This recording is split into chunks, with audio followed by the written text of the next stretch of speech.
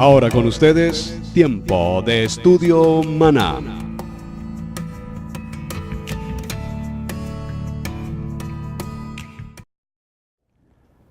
Bien, mis amados hermanos, bienvenidos a este tiempo de estudio bíblico devocional. Su hermano Pastor Roberto Alfaro les saluda y como siempre la mejor y cordial bienvenida. Estamos en el cierre de nuestra semana, una semana definitivamente apasionante. La vida de Isaac, la historia de sus hijos mellizos, Esaú, Jacob y por supuesto la intervención de Ribca. En una operación, si puedo utilizar esta expresión, que pareciera ser un tanto apresurada y que, repito, ha causado en el transcurso de muchos años enseñanzas un tanto distorsionadas de lo que realmente esta palabra profética nos está enseñando. Hemos avanzado, debemos obviamente aún profundizar, hay mucho tema por tratar, pero vamos a hacer nuestro cierre ya en la jornada de esta semana. Parashá Toldot, que nos habla de generaciones, genealogía, descendencia, y vaya descendencia y vaya genealogía que estamos encontrando justamente en este texto. Vamos a dar un punto de partida para hacer nuestro cierre desde el capítulo 27 y veremos el contexto de lo que es el verso 43. Vemos cómo, ahora pues, hijo mío, obedece a mi voz. Aquí está hablando Ribca nuevamente a Jacob. Levántate y huye a casa de Labán, mi hermano en Harán. Es importante que en la medida que leamos estos textos encontremos qué es lo que el Padre Eterno nos quiere mostrar en nuestro tiempo respecto a esta situación. Recordemos que en toda esta historia, si utilizamos las palabras adecuadas, las palabras correctas, en la traducción, lastimosamente en nuestra versión en español tenemos algunos textos que han sido traducidos no de la mejor manera, o por lo menos que al leerlos en nuestras versiones en español, el significado, el sentido de lo que se está haciendo en esta narrativa tiene una identidad muy diferente. Por ejemplo, cuando se habla del disfraz, vino Esaú disfrazado. Realmente aquí la palabra dice que Ribca tomó los mejores vestidos y con esos vestidos vistió a Esaú. No es tanto un disfraz, lo vistió. Observen la diferencia entre vestirlo y disfrazarlo. Es muy importante esa apreciación. Número uno. Número dos, cuando leemos este texto, y te repito, hay mucho tema por profundizar y escudriñar, recordemos que para este momento ya justamente Esaú había sido casado. Y al haber sido casado, la pregunta es ¿por qué razón? La expresión dice que Ribca tomó de los vestidos de Esaú en su casa. ¿Por qué? ¿Se supone que se casó y permaneció con ellos? ¿O se supone que vivía en otro lugar y sin embargo tenía vestidos justo allí en casa? Ahora, aquí hay un interesante, y es Midrash, solamente es un comentario de Midrash, pero que me parece interesante mencionarlo. Dice que habían excelentes, los mejores vestidos de Esaú permanecían en casa, porque cada vez que Esaú se presentaba con su padre Isaac, se vestía con los mejores vestidos para estar en presencia de su padre. Esta es una respuesta bonita, muy interesante. No tengo un texto bíblico para compartirlo, pero es, repito, un midrash y nos hace alusión a esta situación. Porque observen que en el momento en que Jacob está vestido con los vestidos de Esaú, vemos cómo nos dice el texto que Isaac lo que hizo fue oler precisamente el aroma de estos vestidos. Identificó, dice, el olor a campo de su hijo Esaú. Recordemos en esta lectura también, hay cosas interesantes que tratar. Solo las voy a mencionar. Usted, por favor, continúe escudriñando la palabra y busquemos mayores respuestas. Por ejemplo, pregunta, ¿por qué razón Isaac no llama a Rebeca y le dice, Rebeca, quiero que me prepares un guiso, habla con Esaú, que si puede ir de cacería y traer carne y me preparas un guiso? ¿Por qué no le dice eso a su esposa, a Rebeca? ¿Por qué tiene que ser justamente Esaú a quien le dice que salga a cazar, traiga la carne y le prepare el guiso? ¿Hay aquí acaso algún tipo de incomunicación entre Isaac y Rebeca? ¿Hay algún tipo de preferencia entre Esaú y su padre Isaac? La Biblia nos habla que Isaac amó a Esaú, como también nos dice que Rebeca amaba a Jacob. Pareciera ser que hay una pequeña división desde el punto de vista afectivo entre padre y madre. Cada quien tenía su predilecto. Todos estos son detalles que el texto nos narra y que, repito, si entramos a profundizar en ello, valdría la pena que buscáramos más a fondo respuestas a estas inquietudes. Lo importante aquí en el verso 43, repito, es que ahora nuevamente Ribca pide a Jacob que preste mucha atención a su voz. Presta mucha atención a mi voz, levántate y huye. Y observen que aquí utiliza la expresión huir, salir. Hemos cometido un error en esta situación, hemos obrado impertinentemente. ¿Por qué? Porque ya había una promesa de parte de Dios que se iba a cumplir sí o sí. Se iba a cumplir. Una primera conclusión que tomamos de toda la semana es que cuando nosotros procuramos ayudarle a Dios a cumplir con el propósito de Dios, estamos incurriendo en un gran problema, porque realmente no debemos meter nuestras manos en las cosas que ya Dios determinó y que tienen que suceder, que van a suceder.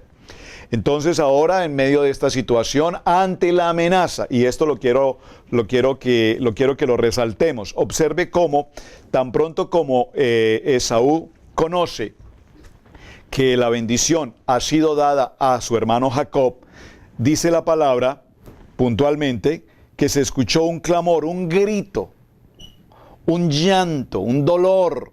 Y esto es importante mencionarlo porque ese grito, ese clamor, ese llanto no fue propiamente una expresión de dolor, de sentimiento, fue una expresión de ira, una expresión de rabia, una expresión de odio. Y tanto fue la situación que exclamó que una vez su padre Isaac muriera, mataría a su hermano Jacob. Esa expresión hasta nuestros días está presente. Ahora, es bien importante mencionar que ahora le pide que salga y huya hacia la tierra de su hermano Labán. Y aquí viene en la parashá siguiente otra historia muy interesante. Ahora, hijo mío, obedece mi voz, levántate, huye, casa de Labán, mi hermano, y mora algunos días hasta que se aplaque la ira. Observen que aquí la expresión ira es muy importante, porque cuando una persona está actuando en ira, en esta molestia, en esta incomodidad, cuando nosotros actuamos en esa posición, muy seguramente actuamos sin ser aún siquiera responsables en nuestros actos. Es decir, actuamos de una manera totalmente antipropósito, totalmente anticreyentes, totalmente antipalabra, totalmente fuera del propósito de Dios. Y es a lo que queremos llegar. ¿De qué manera actuamos frente a circunstancias de prueba o de adversidad? No lo hacemos como la palabra lo indica. Me gusta con mi esposa una palabra que nos dice, la palabra suave ablanda la ira. La respuesta blanda aplaca la ira. Y si hay algo que tenemos que aprender hoy como creyentes es que si en nuestro tiempo anterior actuábamos con violencia, con agresividad, incluso con un vocabulario fuera del plan y el propósito de Dios, no digno de unos hijos de Dios, todas las cosas cambiaron, todas las cosas viejas pasaron, ya no viven en mí. Y esto no puede ser simplemente una frase, no puede ser simplemente un comentario, tiene que ser una manera de vivir. Porque cuando nosotros trabajamos o vivimos una vida pensando en una venganza, pensando en una manera de atacar a otra persona, primero nos apartamos del plan y el propósito de Dios. Pareciera ser que esperamos como el tiempo oportuno para poder tomar la situación en nuestras propias manos y darle la dirección que nosotros esperamos. Sin embargo, aquí es donde definitivamente tenemos que entrar a un propósito de Dios, de oración, de menguar y de pedir al Padre Eterno que nos dé dirección, sabiduría, entendimiento, shalom, paz, para avanzar frente a las situaciones. El libro de Romanos en el capítulo 12 y en el verso 19 dice la palabra: no os venguéis vosotros mismos, amados míos, sino dejad a la ira de Dios, porque escrito está: mía es la venganza, yo pagaré, dice el Señor. Así que, si tu enemigo tuviere hambre, dale de comer; si tuviere sed, dale de beber, pues haciendo esto, ascuas de fuego amontonarás sobre su cabeza. No seas vencido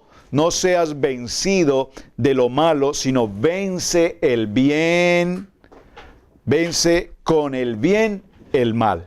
Vence con el bien el mal. Ahora, observen cómo en el capítulo 27, y espero que cerremos hoy con el capítulo 28, pero quiero mencionar en el capítulo 27, verso 46, hay un texto también bien importante que resaltemos, sobre todo a título de padres, a título de familia. Vemos aquí a Rebeca en una situación interesante. Y dijo Rebeca a Isaac: fastidio tengo de mi vida. Fastidio tengo de mi vida a causa de las hijas de Ed. Si Jacob toma mujer de las hijas de Ed, como estas, de las hijas de esta tierra, ¿para qué quiero la vida? Básicamente, este punto me trae una sonrisa a mi corazón, porque evidentemente vemos cómo cuando nosotros padres vemos crecer a nuestros hijos y anhelamos que por supuesto ellos continúen el propósito de Dios, es decir, establecer una relación de pareja, formar una familia, formar un hogar, la continuidad de la vida. Sin embargo, estamos viviendo un siglo, el siglo de la modernidad, el siglo de la contemporaneidad, el siglo XXI, donde ya una relación de pareja con fines de matrimonio casi que ya no es muy usual. Es decir, hoy el tema de unión libre, hoy el tema de parejas varones, parejas mujeres, etcétera, es lo que está de moda, es lo que el mundo ofrece, es lo que las leyes hoy permiten, es lo que el mundo está viviendo. Y cuando entramos en esa serie de dificultades nos daremos cuenta que aquí hay una situación muy interesante con Rica. Ella está muy preocupada porque lo que ella como mamá menos espera es que su hijo Jacob ahora, al igual que Esaú, se case con este tipo de mujeres cananeas. Este tipo de mujeres de Het, y esto la tenía tan fastidiada que ella no quiere de ninguna manera que su hijo Jacob cometa, comillas, el mismo error que cometió su hijo Esaú. Aquí digo el mismo error porque vamos a llegar a una conclusión. El hecho de que Esaú se haya casado precisamente con estas mujeres le retira, le cohíbe precisamente de recibir la bendición que el Padre Eterno ya había prometido que vendría sobre la vida de Jacob. Es decir, aquí no es que Jacob le quitó, que Jacob le engañó, que Jacob le robó, porque aquí absolutamente nada de esto ha pasado. Repito, quiero que haya mucha claridad sobre el tema. Gracias a todos los hermanos que me han escrito sus comentarios, sus apreciaciones y que han podido captar este mensaje con mucha claridad, porque ese es nuestro propósito en Estudio Bíblico Devocional. Vimos, y permítame repetirlo, para algunos que nos acompañen hoy por primera vez, que cuando Jacob se acercó y besó a su padre Isaac, y este a su vez olió a Isaac y encontró el olor de los vestidos de Esaú, lo bendijo diciendo, y observen que aquí hay una bendición. Aclaramos en el transcurso de la semana que más que la bendición de Dios, era una bendición en el sentido profético. Lo que está haciendo es darle una palabra profética y le dice: mira, el olor de mi hijo como el olor del campo que Jehová ha bendecido. Dios pues te dé del rocío del cielo y de la grosura de la tierra y abundancia de trigo y de mosto. Sírvante los pueblos y naciones se inclinen, y sé Señor de los hermanos. Y si nosotros leemos el texto en el capítulo 27, verso 28, nos daremos cuenta, 27 de Berechí, nos estamos dando cuenta que aquí realmente lo que hay es una expresión profética de palabra, de decir bien, que te vaya bien, que seas próspero, que tengas una buena abundancia, que tu tierra sea fértil, que recibas una abundancia en todo lo que hagas. Pero esa no es la bendición del Padre. Es decir, es una bendición en el sentido de bienestar, pero no es la bendición del padre. Por lo tanto, conclusión aquí fundamental, Jacob no le quitó ninguna bendición a Esaú. Número uno. Número dos, Isaac tampoco le dio a Jacob en ese momento la bendición de Hashem, la bendición del Dios Todopoderoso. Simplemente lo que hizo fue entregar, repito, una palabra profética y no más. ¿Por qué mencionamos esto? Porque posteriormente vemos el momento ya en el que definitivamente ahora sí Isaac, cuando se define el sentido de que Jacob salga de su casa para evitar una situación, una catástrofe con su hermano, ahora sí definitivamente Isaac, consciente absolutamente de todo lo que ha pasado a su alrededor, ahora sí le entrega la bendición y lo bendice con la bendición con que fue bendecido precisamente el padre Abraham. Y esto es lo importante que quiero resaltar, que ahora sí la bendición que Isaac tenía guardada, esa bendición establecida, se la entrega a su hijo Jacob y lo despide para que vaya en dirección hacia ese lugar de Padan Aram, donde se encuentra ahora su tío Labán. Atención. En todo este proceso que estamos viendo, nos daremos cuenta que la salida de Jacob hacia Padan Aram se presenta un fenómeno extraordinariamente importante. Por favor, acompáñenme un momento al capítulo 28. En el capítulo 28 dice, entonces Isaac llamó a Jacob y lo bendijo y le mandó diciendo, no tomes mujer de las hijas de Canaán. Observen. Tanto para Rebeca como para Isaac era importante que Jacob no siguiera los pasos que había dado ya Esaú de casarse con mujeres de Canaán. Sería interesante, y no voy a entrar al detalle, ¿qué problema con estas mujeres de Canaán? ¿Qué problema tenían estas mujeres de Canaán? Bueno, entre otras cosas, pues que había idolatría y otra serie de situaciones. Pero ¿qué problema? Nosotros como padres aquí en nuestro hogar utilizamos el tema, o los hermanos que están cerca conocen, utilizamos la expresión filistea incircuncisa. Cuando se acerca alguien a nuestros hijos varones, pues lo que menos queremos es que se acerque una filistea incircuncisa, sino que sea precisamente una mujer digna del ministerio. Y esto es básicamente lo que Isaac y Rebeca esperan que suceda con Jacob, que sea la mujer que el Padre Eterno tiene preparada. Ahora, esto es interesante, ¿por qué? Porque hoy vemos cómo muchos de nuestros hijos han dado pasos en vínculo matrimonial y desafortunadamente cuando hablamos del ministerio como ministros, como creyentes, como hijos conocedores de la palabra, lo que menos queremos es que nuestros hijos o nuestras hijas vayan a un matrimonio con hijos cananeos, es decir, con hijos idólatras, con hijos de religión, con hijos de paganismo, con hijos de mundo. Y en esto es responsabilidad de nosotros los padres cuidar a nuestros hijos, orientarlos, dirigirlos. Ante todo, orar por las que sean sus respectivas esposas y esposos. Y es la preocupación que estamos viendo en este texto. Seguimos en el texto, levántate, ve a Padan Aram, a casa de Betuel, padre de tu madre, y toma allí mujer de las hijas de Labán, hermano de tu madre. Y el Dios omnipotente te bendiga y te haga fructificar y te multiplique hasta llegar a ser multitud de población. Observen, este punto 28.3 es justamente la bendición que Dios eterno Hashem había entregado al padre Abraham.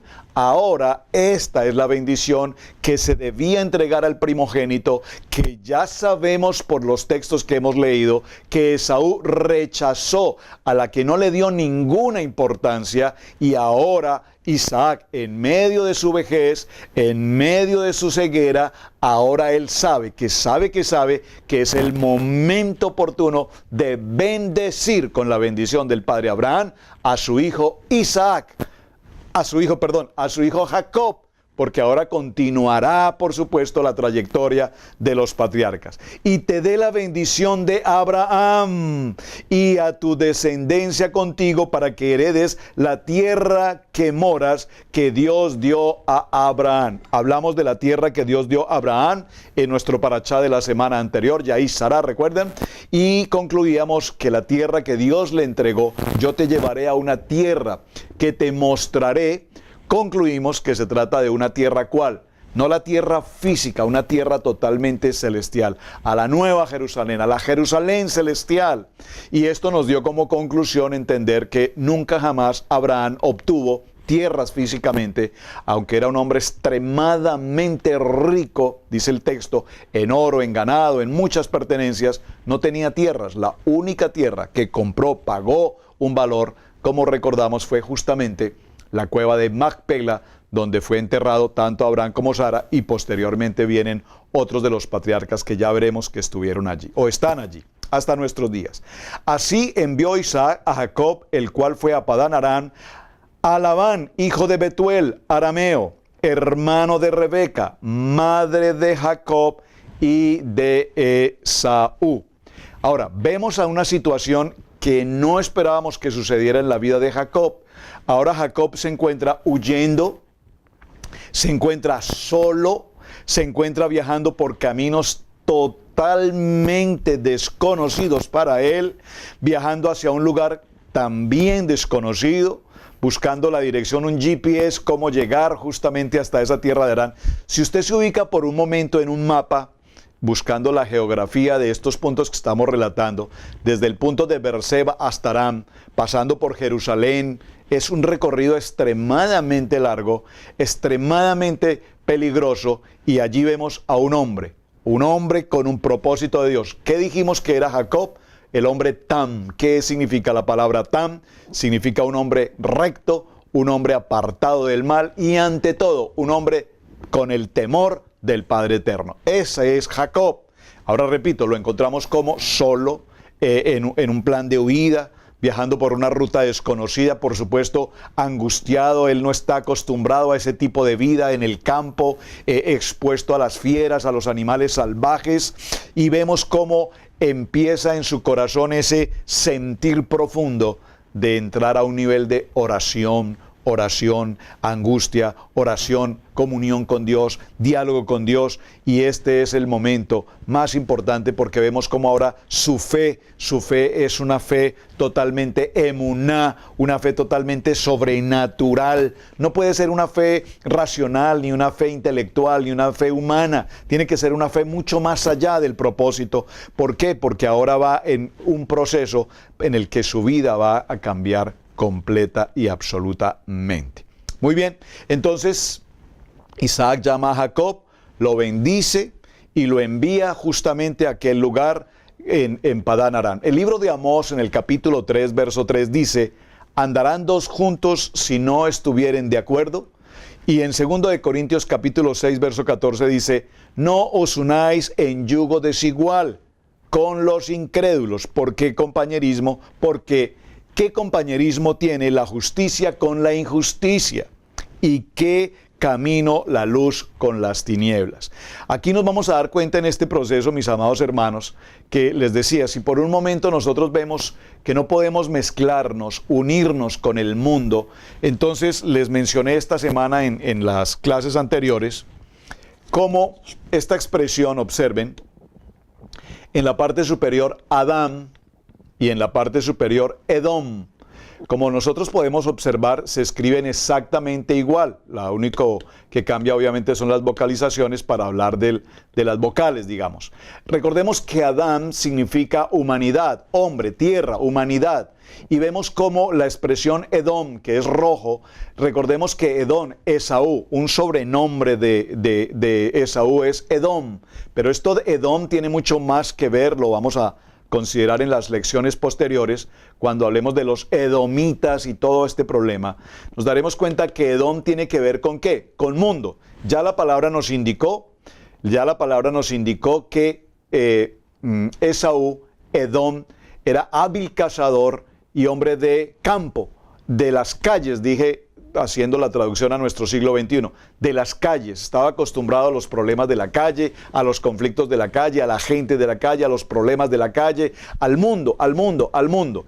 Y concluimos en toda esta historia, porque este es el punto central de la conclusión. Concluimos que cuando Jacob, que viene de la expresión Ya, de Yahweh, vimos cómo cuando vino vestido con un vestido que no era suyo, hablábamos de que está una tipología de Yeshua vestido con un vestido que no es suyo, con una humanidad que no es suya y que está representando situación frente a una circunstancia de mundo. Nosotros somos ese Edom, nosotros somos ese Esaú que piensa por su propia mentalidad, que actúa según su propio criterio, que cree que tiene que hacer lo que tiene que hacer, pero que de ninguna manera está en contacto y que de ninguna manera está en un tiempo de clamor, ni de oración, ni de temor al Padre Eterno. Y aquí vimos otra experiencia que puede confirmar lo que estoy mencionando ahora mismo. Recuerden esto,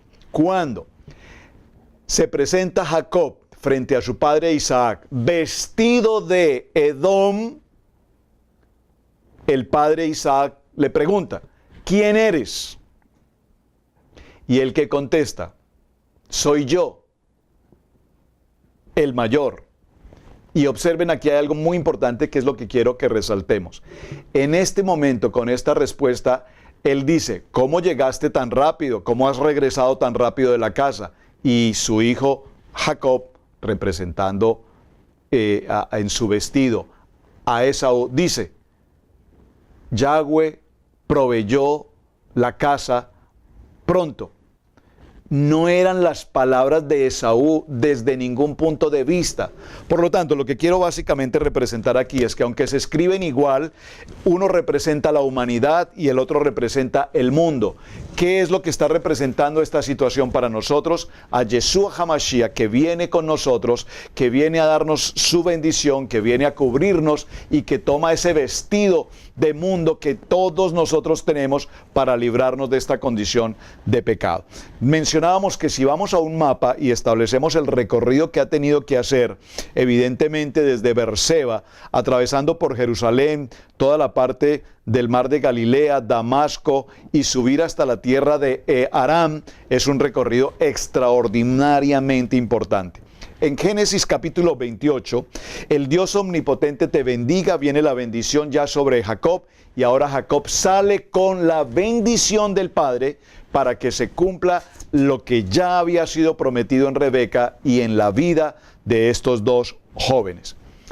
Jacob se encuentra caminando en una dirección que no es lo que él esperaba, una gran angustia, preocupación, no sabe qué va a suceder con su vida, no ha sido un hombre de campo, no ha sido un hombre recorrido en las noches, en los peligros que están allí frente a él, las fieras salvajes, los asaltantes de camino, todo un entorno que él no estaba preparado para llevar. Pero en el capítulo 28, que estamos ya en nuestro cierre, verso 11, dice la palabra, llegó a un cierto lugar. Observen, llegó a un cierto lugar y durmió allí, porque ya el sol se había puesto, y tomó de las piedras de aquel paraje y puso su cabecera y se acostó en aquel lugar. Estamos entendiendo que durmió en el piso, no nos habla de que tenga ropa que lo abrigue, distinto, es decir, como las cobijas que lo abriguen, durmió con su ropa sobre el piso, colocó como almohada unas piedras, pero el verso 12 dice, y soñó. Y he aquí una escalera que estaba apoyada en tierra y su extremo tocaba en el cielo. Y he aquí ángeles de Dios que subían y descendían por ella. Y he aquí Yahweh estaba en lo alto de ella. ¿Cómo estaba entonces Jacob en este momento? Observen, pasando por angustia, pasando por desconcierto, parece que todo está cerrado, no sabe realmente qué va a pasar con él, solo. ¿Te has sentido alguna vez en una situación como esta? No hay un camino hacia dónde tomar, no hay respuestas a las crisis que podamos enfrentar. Bueno, Esto es el momento crítico que está viviendo Jacob. Pero sin embargo nos dice la palabra en este texto que acabamos de tomar, 28:12 de Bereshit, dice que Jacob, acostado sobre el piso, puesta de almohada a las piedras, durmió gratamente y soñó. Y soñó un sueño extraordinariamente agradable, un sueño con una visión alentadora, un sueño en el que Dios se manifiesta sobre su vida, un sueño en el que Dios le muestra todo lo que está por venir en su nuevo caminar, en su nueva ruta, una comunión del Padre con él extraordinaria, y le anticipa y le prevé todo lo que le va a pasar, porque ya Dios tiene un plan preparado en este sitio llamado como Betel, que significa casa de Dios. Y es tan importante esta palabra porque en el libro de Juan, en el capítulo 1, verso 51, tome nota por favor de este texto, dice la palabra: y le dijo, de cierto os digo, que de aquí adelante veréis el cielo abierto y los ángeles de Dios que suben y descienden sobre el Hijo del Hombre. Segundo libro de Timoteo, capítulo 2, versos 5 y 6, dice la palabra: porque hay un solo Dios y un solo mediador entre Dios y los hombres, Yeshua, hombre, el cual se dio a sí mismo en rescate por todos, de lo cual se dio testimonio a su debido tiempo. Y en el libro de Juan, en el capítulo 14, verso 6, dice la palabra: Yeshua les dijo, yo soy el camino, la verdad y la vida. Nadie viene al Padre sino por mí. Nosotros podemos notar que en medio de la circunstancia que está viviendo Jacob, ahora Dios presenta un panorama totalmente nuevo, una oportunidad de vida nueva. He aquí todas las cosas las hago nueva. Dice el libro de Hebreos capítulo 1, verso 14, ¿no son todos espíritus ministradores enviados para servir a favor de los herederos de la salvación? ¿No son todos los ángeles espíritus dedicados al servicio divino, enviados para ayudar a los que han de heredar salvación? El ángel de Yahweh acampa alrededor de los que temen y los defiende. Salmo capítulo 34, verso 7. Entonces, conclusión de toda esta historia: en medio de las pruebas, cuando tratamos de hacer nuestras circunstancias a nuestra manera, con la manera del hombre, con la cultura del hombre, con el pensamiento humano, con el concepto filosófico, con el concepto de la razón, con el concepto intelectual, las cosas no funcionan bien. Tenemos entonces que caminar en una emuná, en una fe sobrenatural, entendiendo que el plan, el propósito, la bendición, la promesa, el pacto que Dios entregó para nosotros se va a cumplir. Por favor, no trates de ayudar a Dios a hacer las cosas. Él ya explicó, ya escribió de cada uno de nosotros lo que tenemos que hacer. Por supuesto que nos dio el libre albedrío, pero el libre albedrío es muy claro cuando la palabra dice: te coloco frente a una situación, la vida o la muerte. Te coloco frente a dos caminos, el bien o el mal. Tú decides. Quiero bendecirte, pero dejo que tú elijas cuál es la decisión que tomas para tu vida. Así es que dice entonces en el cierre, verso 13, y he aquí, Yahweh estaba en lo alto de ella, el cual dijo: yo soy Yahweh, el Dios de Abraham tu padre, y el Dios de Isaac. La tierra en que estás acostado, te la daré a ti y a tu descendencia. Verso 14, será tu descendencia como el polvo de la tierra y te extenderás al occidente, al oriente, al norte, al sur, y las familias de la tierra serán benditas en tu simiente. Atención a esa frase, tu simiente, porque ya adelante veremos en la historia de Jacob, una vez venga todo ese proceso en la casa de Labán, las hijas, los matrimonios, sus hijos, y entremos a todo ese apasionante tema de las 12 tribus de Israel, entenderemos esta palabra y esta bendición que Dios directamente entregó a Jacob. En medio de su agonía, en medio de su angustia, en medio de esa oscuridad, en medio de un valle rodeado de fieras y animales salvajes, en medio de no saber exactamente qué iba a pasar con él, allí se presenta el Padre Eterno y lo bendice con la bendición del Padre Abraham. Dice entonces, he aquí, yo estoy contigo y te guardaré. Por favor, recibe esta palabra en tu corazón. Subráyalo en tu Biblia, guárdala en tu corazón, llévala para ti, porque es una palabra que nos da este parashá en el cierre de hoy. He aquí yo estoy contigo y te guardaré, y por donde quiera que fueres, y volveré a traerte a esta tierra, porque no te dejaré hasta que haya hecho lo que te he dicho. Mis amados hermanos, qué parashá apasionante, qué respuesta maravillosa y qué respaldo de Dios sobre la vida de Jacob.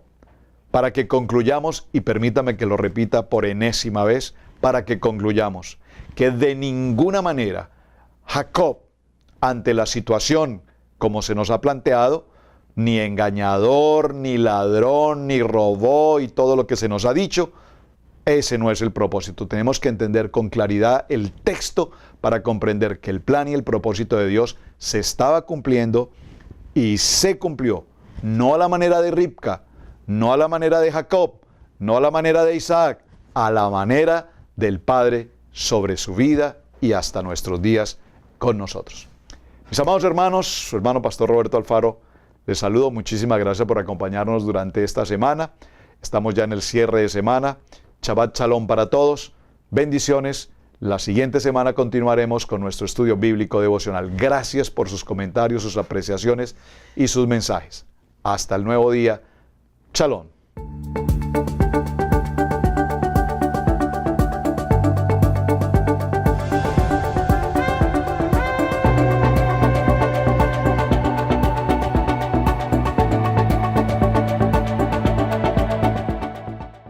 Ahora con ustedes, Tiempo de Estudio Maná.